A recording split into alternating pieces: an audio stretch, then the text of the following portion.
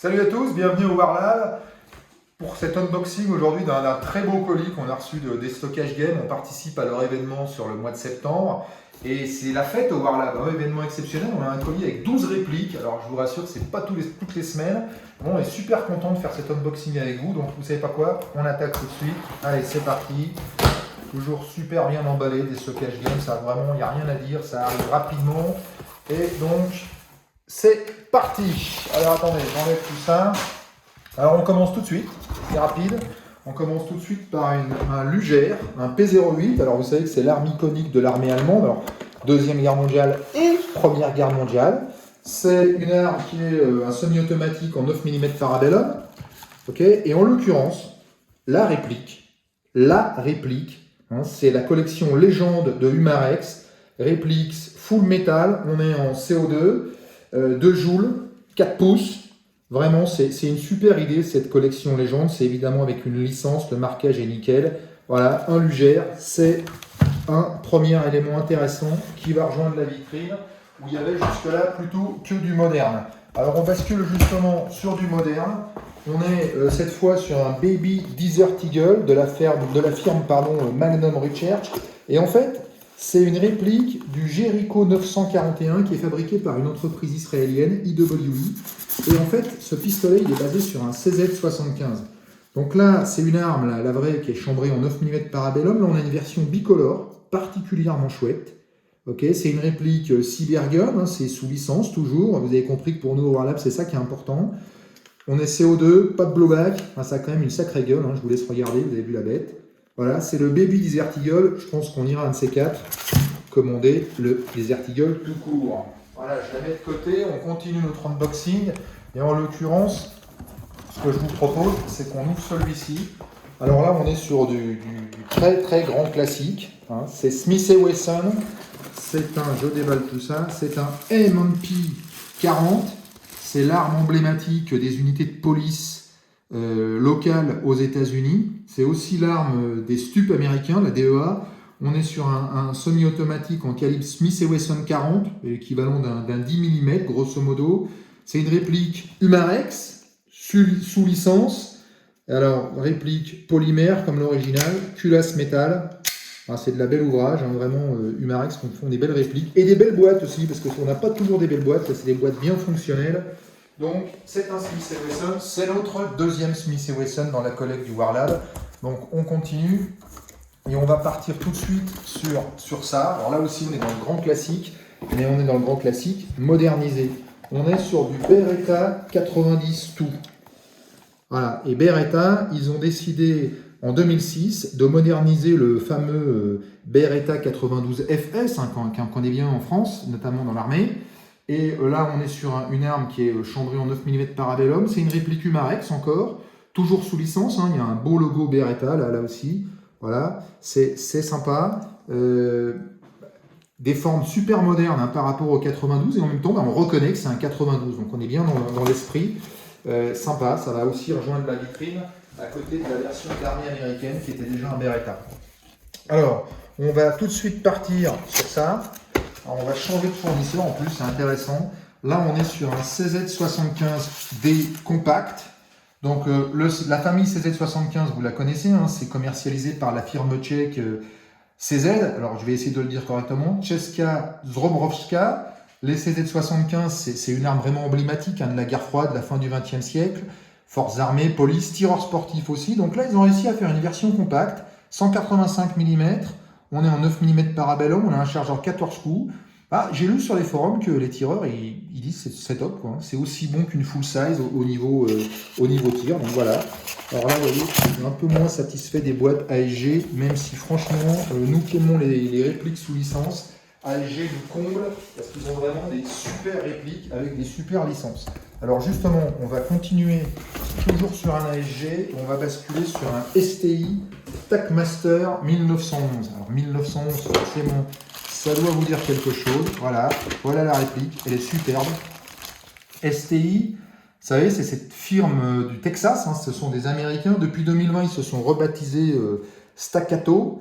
C'est du 45 ACP, du 11-43 évidemment, comme le Colt 45 original. C'est encore une réplique ASG, c'est encore sous licence, c'est super bien fait, les finitions sont top.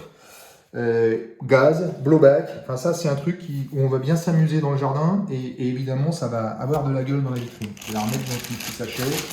Voilà, bon par contre, emballage, je suis moins convaincu, c'est dommage. Alors on continue, on va aller chercher un Taurus. Alors Taurus, il faut savoir que, bon d'abord c'est une marque brésilienne, évidemment. C'est une marque brésilienne qui n'a pas toujours eu bonne presse parce qu'ils faisaient beaucoup de clones. Ils ont d'ailleurs un clone du Beretta 92. Là en l'occurrence, voilà la réplique. C'est un PT24/7, c'est la version G2 qui a été modernisée en 2014. C'est chambré en 9 mm Parabellum. Cette arme-là, elle a changé l'image de Taurus. C'est une arme vraiment de combat, elle n'a pas à rougir face à la concurrence. C'est l'arme de prédilection de la police brésilienne. Une réplique sous licence, Cybergun, belle réplique, CO2, full médaille, blowback, vraiment c'est top, c'est superbe. Très très réaliste. Merci Cybergun et merci Taurus pour cette nouvelle version. C'est notre premier Taurus au Warlab, alors c'est toujours sympa d'avoir une première arme d'un premier fournisseur. Alors là, on va basculer sur autre chose. Et là, c'est pour moi, dans l'arrivage d'aujourd'hui, c'est l'arme la plus incroyable. C'est un peu un ovni, cette arme-là. Alors là, je vous montrerai ça après. Voilà, c'est un Smith & Wesson M&P R8. Et on est à une époque où les pistolets automatiques à carcasse polymère sont rois. Et là, Smith & Wesson, ils tentent un truc. Ils ont une arme, un revolver à 8 coups. Hein, c'est très original. On est sur du 357 Magnum, 5 pouces. Le 8, c'est là que devient le nom, R8. Très belle réplique CO2 signée Humarex. C'est notre deuxième revolver, je crois, dans la collecte du Warlab. L'autre, c'est un Colt Python. Vraiment, ça a de la gueule. Et là, on a pris en plus, on a profité de la commande, on a pris des cartouches de rechange. Et alors, elles sont en métal. C'est super réaliste. Vous connaissez le principe, on met une bille ici. Et elles sont, ça pèse, hein, c'est lourd, c'est sympa. Vraiment, ça a de la gueule. Une super réplique dans la collecte. Très très content parce que c'est pas une arme qu'on voit tous les jours. Alors on va continuer. On a un Walther P99. Alors Walther, vous connaissez tous, hein, c'est l'arme de James Bond. Évidemment, depuis Sean Connery, elle a été modernisée. Donc ça, c'est la version P99. Très moderne, des formes très sympas, du polymère. Enfin, c'est vraiment très très beau. On est sur un semi-automatique en 9 mm Parabellum. C'est l'arme, cette fois de prédilection de la police fédérale allemande. Okay. Et là, en l'occurrence, c'est une réplique Humarex, sous licence toujours, CO2, 2 joules, très très réaliste. Hein. Vraiment, quand on l'a dans la main, eh ben, on s'y croit, tout simplement. Alors, il y a un léger bruit de casserole, il faut quand même être honnête. Mais bon, ça ne nous dérange pas au nouveau Warlab. Ce qui compte, c'est le réalisme. Alors, on continue, et on va continuer avec un autre revolver. Et là, on est sur un revolver Dan Wesson. C'est une réplique ASG, je vous en reparlerai. Alors, Dan Wesson, je ne sais pas si vous savez, mais c'est l'arrière-petit-fils de monsieur Dan Wesson, un autre, de Smith & Wesson, qui a créé la boîte. Et Dan Wesson, lui, il crée l'entreprise Dan Wesson dans les années 60. Et là, en l'occurrence, on est sur un revolver, alors à 6 coups. Hein, je vais l'ouvrir, voilà, c'est un revolver à 6 coups classique. On est en 357 Magnum, c'est un 2 pouces et demi. Alors évidemment, il a un air de famille avec le Colt Python de notre collection, où il était plus long, Colt Python qu'on a. Vraiment sympa. C'est une réplique ASG, full métal, super réaliste aussi. Cross en caoutchouc ergonomique. Vraiment, ça a vraiment de la gueule. C'est livré avec un speed loader.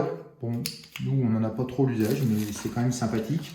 On n'a pas pu commander les cartouches, elles n'étaient pas dispo, mais il y en a à l'intérieur. Et vous voyez, en plus, c'est une belle boîte ASG, comme quoi ils sont capables aussi de faire des belles boîtes. Alors, on va continuer. On a bientôt fini, hein, mais vous voyez, il y a un matos d'enfer qui est arrivé. On s'est fait un gros plaisir au Warlab. Et là, on est sur un Ingram M11. Alors ça, je ne sais pas si vous connaissez. C'est top. Hein. C'est un pistolet mitrailleur léger qui a été développé dans les années 70 par la firme Cobray. Hein, c'est américain.